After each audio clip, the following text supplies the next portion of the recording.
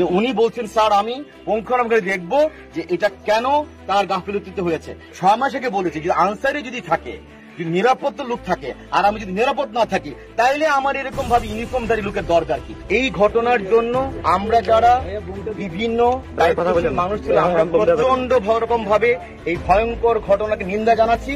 এবং সেই জন্য আমি বলেছি যে আমার এখানে পেশাগত লোক যারা ছিলেন আনসার বাহিনীর, আপনাদের কেন ব্যর্থতা আসছে সেই জন্য তাদেরকে আমরা বিচারের সম্মুখীন করেছি এবং সেই বিচার অলরেডি তারা শুরু হয়েছে।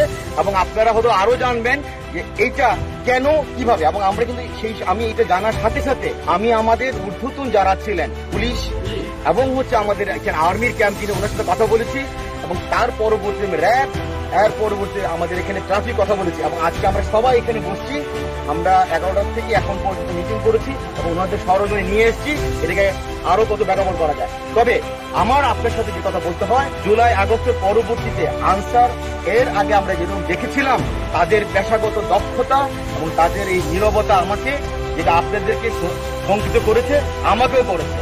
এবং